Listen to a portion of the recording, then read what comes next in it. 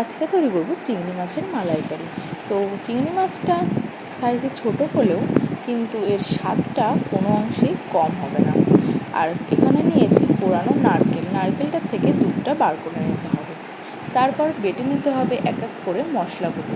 প্রথমে আদা বেটেছি, তারপরে কাঁচা লঙ্কা, তারপরে বাটবো সর্ষে। সব কিছু বাটা হয়ে গেলে মাছের মধ্যে দিয়ে দেবো প্রথমে আদা বাটা, লঙ্কা বাটা, বেটে রাখা সর্ষে, তারপর দিয়ে দেবো স্বাদ মতো লবণ, স্বাদ মতো হলুদ, আর দিয়ে দেবো কাশ্মীরি রেড চিলি পাউডার আর কিছুটা পরিমাণে কাঁচা তেল দিয়ে ভালো করে মাখিয়ে নিতে হবে। মাখানো হয়ে গেলে রেখে দিতে হবে কিছুক্ষণ।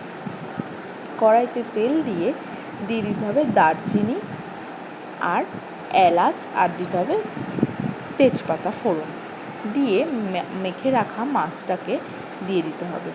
মাছটা দিয়ে একটু সময় নাড়িয়ে যেটা নারকেলের থেকে দুধটা বার করে রেখেছিলাম সেটা দিয়ে বেশ কিছুক্ষণ সময় ধরে ঢেকে রাখতে হবে।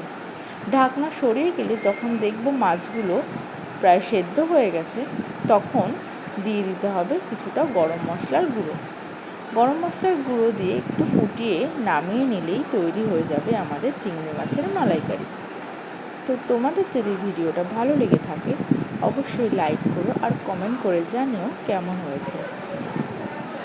আর অবশ্যই আমার চ্যানেলটাকে সাবস্ক্রাইব করো এরকম ভালো ভালো ভিডিও দেখার জন্য।